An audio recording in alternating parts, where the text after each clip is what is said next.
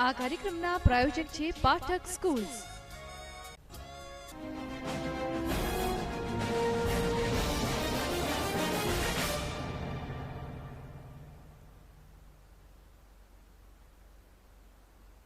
નમસ્કાર, હું Kulin news and વ્યૂઝમાં આપનું સ્વાગત કરું છું।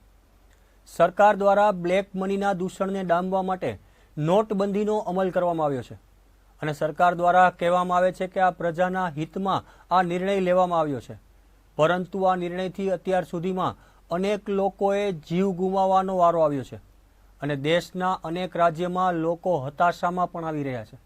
તો આ વિશે વાત કરીશું અને આપના અભિપ્રાય પણ લઈશું, પરંતુ સૌથી પહેલા જોઈએ આ રિપોર્ટ।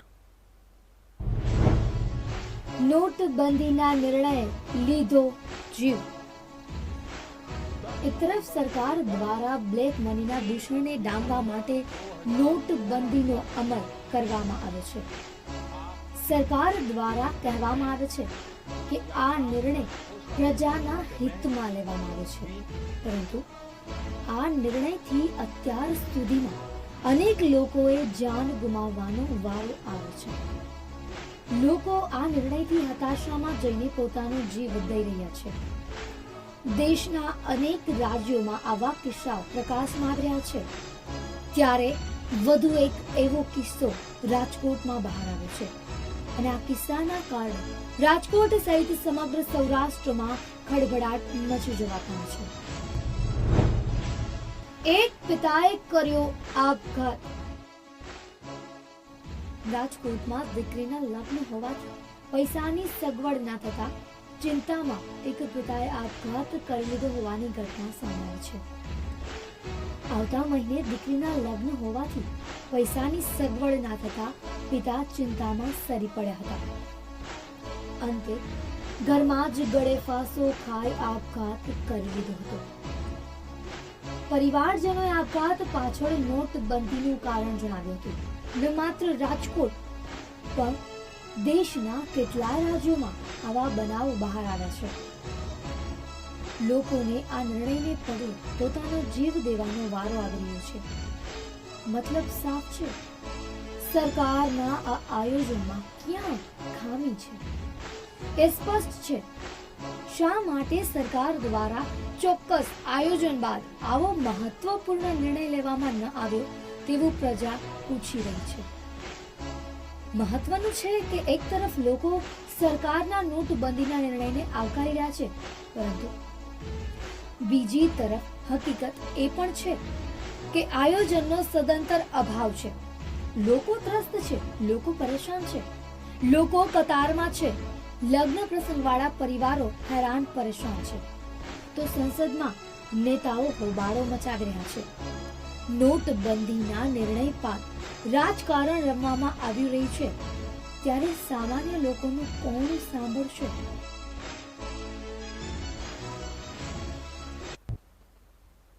નાણાંની કટોકટી વચ્ચે રાજકોટમાં દીકરીના લગ્ન હોવાથી પૈસાની સગવડ ન થતા ચિંતામાં એક પિતાએ આપઘાત કરી લીધો હોવાની ઘટના સામે આવી છે। વારંવાર બેંકમાં જવા છતાં પૈસા ન ઉપાડી શકવાને કારણે પિતા ચિંતામાં સરી પડ્યા હતા અને અંતે ઘરમાં જ ગળાફાંસો ખાઈ આપઘાત કરી લીધો હતો। તો આ વિશે આપ પણ આપના મંતવ્યો જણાવી શકો છો। ન્યૂઝ એન્ડ વ્યૂઝમાં આપ જે ટેલિવિઝન સ્ક્રીન પર નંબર જોઈ રહ્યા છો તેના પર ડાયલ કરો અને જણાવો આપના મંતવ્યો।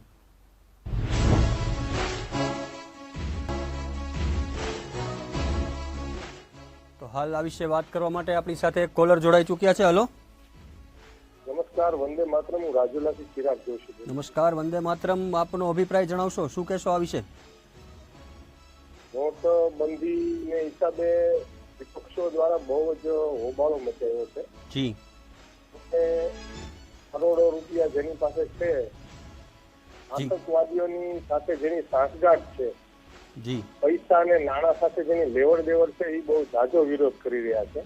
જી, બિલકુલ। અને આવું બધો બનાવ પણ બનતા હોય છે આવા જયારે સરકાર પગલા ભરતી હોય, જી, કારણ કે વચ્ચે આવા કરોડો રૂપિયાની આસામીના હિસાબે 4,000 જેટલા એક રાજ્યમાં આપઘાત માણસો કરતા હતા।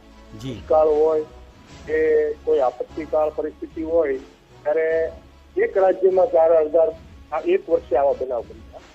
આ નોટબંધીના હિસાબે 55 જણાનો મોત નીપજ્યા છે એવું સમાચાર માધ્યમથી આપને જાણવા મળ્યું. જી બિલકુલ. અને આજે પણ આપણા રાજકોટમાં બનાવ બન્યો જી એમ કે નોટબંધીના હિસાબે મુશ્કેલીમાં ફસાઈ ગયા ને એવું એ છે, પણ સરકારે તો 2.5 લાખ રૂપિયા આપવાની જાહેરાત જી કરી. બિલકુલ. અહીંયા તમે નોટબંધીને કારણ ગણશો કે ખરેખર બેંકના જે અધિકારીઓ છે તેને કારણ માનશો ચિરાગભાઈ? બેંકના અધિકારીઓમાં એવું છે કે પોસ્ટ ઓફિસમાં પૈસા અત્યારે માત્ર આ રાજુલાની વાત કરું તો જી માત્ર પૈસા જે એના પડ્યા છે ખાતામાં એને જ આપવામાં આવે છે. બિલકુલ કોઈ ગરદી નથી, આવું શાંતિ છે રાજુલામાં. અને હોમગાર્ડ જવાનો હોય તો એ પોતે મહિલા હોય તો તે સહાય કરે છે જી હોમગાર્ડ વાળા, જે ધ્યાન રાખવા વાળા હોય છે જી. અને સ્ટેટ બેંકની અંદર જ બધી વધારે ગરદી થાય છે. બાકી બધી બેંકોમાં અઠવાડિયે 10,000 20,000 રૂપિયા બધાને ઉપાડવા આપે છે. થોડુંક એમ કે અહીંયા હળવું પડ્યું છે, પણ ગામડાની અંદર થોડુંક વધારે પૈસો નથી પહોંચ્યો. હજી 500ની નોટ તો રાજુલાએ ભાળી નથી જી. અને આવા બનાવ બને એટલે સરકાર થોડુંક ધ્યાન દે, કારણ કે આ નિર્ણય લીધો છે એ મોટા સંગ્રહખોરીઓની હિસાબે સરકારે લીધો છે જી. અને 70-80% પબ્લિક સરકાર સાથે છે. માત્ર એમ કે અમુક લોકો વધારે વિરોધ કરી રહ્યા છે. જનજીવન થોડુંક અસ્તવ્યસ્ત થયું છે, જી. પણ ભવિષ્યના દિવસો સારા જાય એવું મારું અનુમાન છે. બાકી તો વિપક્ષા વાળા તો બરાડા કરવાના છે. જે મુદ્દે કરવા જોઈએ એ નથી કરતા. એ લોકોએ શ્રદ્ધાંજલિ પણ ન આપી જે આપણે 140 જણા મરી ગયા, ડબ્બા ખડી ગયા એમાં, સીધી નોટોની વિરુદ્ધમાં પડી ગયા. એવું તો શું એને ભાળી ગયા છે બધે કરોડો રૂપિયા જેની પાસે છે એની સાથે. એમાં નોટબંધી માટે એટલું બધું બધાને ગુમરાહ કરી રહ્યા છે સરકારની સામે. અને સરકાર પણ નિષ્ક્રિયતા ન દાખવે. ઝડપભેર બધા સંસદ સભ્યો, ધારાસભ્યો, તાલુકા પ્રમુખો, નગરપાલિકાના પ્રમુખો, વિવિધ પંચાયતના પ્રમુખો સૌને સાથે રાખી સૌને પૈસા આપો કે ભાઈ તમે ગરીબોમાં લોકોમાં બાટો, કંઈ કોઈને જરૂર હોય છે, એકબીજાને મદદરૂપ થાવ.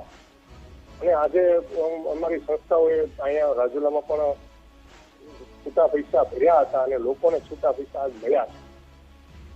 અમુક જગ્યાએ એમ કે બહુ સારી રકમ તો ન થાય આવા નાના સિટી, પણ મોટા સિટીઓમાં તો ઘણા મોટા હોય સંસ્થા. તો એમ કે રાજકોટમાં તો 40-50 લાખ રૂપિયા ભરાણા હતા એવા સમાચાર અમને પ્રાપ્ત થયા છે. બિલકુલ ચિરાગભાઈ, તો ક્યાંક ને ક્યાંક આપ એવું માની રહ્યા છો કે સરકાર દ્વારા જે પગલાં લેવાય છે તે ખરેખર ઝડપથી નથી લેવાતા અને વ્યવસ્થાનો ક્યાંક ને ક્યાંક થોડોક અભાવ છે, તે હકીકત છે. તો સરકારે થોડીક સક્રિયતા દાખવીને ઝડપી પગલાં લઈને આ મામલે યોગ્ય કરવું જોઈએ તેવું આપનું મંતવ્ય છે. ચિરાગભાઈ, ખૂબ ખૂબ ધન્યવાદ અમારી સાથે જોડાવા બદલ.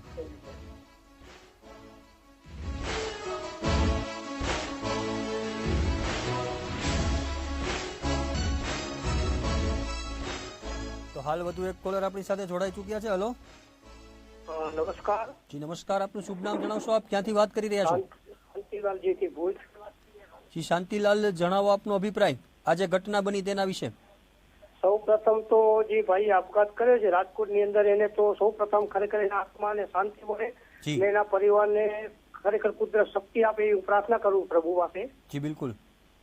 અને જે બનાવ બને છે એ ખરેખર બહુ દુઃખની કહેવાય. જી. અને સરકારે જે આ વસ્તુ કરી છે સારી કરી છે, પણ ખરેખર આનો રસ્તો સરખો રાખ્યો સારો તો કોઈને આ પબ્લિકને અગવડ ન પડે. જી હાજી બિલકુલ. તો ક્યાંક ને ક્યાંક વ્યવસ્થાનો અભાવ છે શાંતિલાલ, તેવું આપ પણ માની રહ્યા છો? હાજી. કારણ કે સરકાર દ્વારા આદેશ કરાયો છે કે જે ઘરમાં લગ્ન હોય ત્યાં 2.5 લાખ રૂપિયા મળવા જોઈએ, તેમ છતાં માણસોને પૈસા મળતા નથી એવું ઠેક ઠેકાણેથી સાંભળવા મળી રહ્યું છે. હા, અને બેંકો પણ આમાં ખરેખર જે મળવા જોઈએ પણ એનો બેંકો પણ પબ્લિકને સહકાર નથી આપતી. જી. અને આ લોકો જે નેતાઓની બધા જે વિરોધ કરે સંસદ સભ્યોની બધા, ખરેખર એના કરતા જો સરકારને ખરેખર જો સાથ આપે તો ખરેખર આ જે સરકારનો પૈસો સંસદમાં એમાં બરબાદ થાય થવો ના જોઈએ હું માનું છું. જી બિલકુલ શાંતિલાલ, ખૂબ ખૂબ ધન્યવાદ. સરકારે વ્યવસ્થામાં થોડું ધ્યાન આપવું જોઈએ તેવું આપનું માનવું છે. ખૂબ ખૂબ ધન્યવાદ અમારી સાથે જોડાવા બદલ શાંતિલાલ. તો ન્યૂઝ એન્ડ વ્યૂઝમાં આજે આપણે વાત કરી રહ્યા હતા નોટબંધીએ લીધેલા એક જીવ વિશે. એક તરફ લોકો સરકારના નોટબંધીના નિર્ણયને આવકારી રહ્યા છે, પણ બીજી તરફ હકીકત એ પણ છે કે આયોજનનો સદંતર અભાવ જણાઈ રહ્યો છે અને લોકો પણ પરેશાન છે. તો સંસદમાં નેતાઓ હોબાળો મચાવી રહ્યા છે તથા નોટબંધીના નિર્ણય પર રાજકારણ રમવામાં આવી રહ્યું છે. ત્યારે હવે જોવું રહ્યું કે સામાન્ય લોકોના પ્રશ્નોનું ખરેખર શું થશે. તો ન્યૂઝ એન્ડ વ્યૂઝમાં અત્યારે બસ આટલું જ. વધુ સમાચાર માટે જોતા રહો ગુજરાત ન્યૂઝ.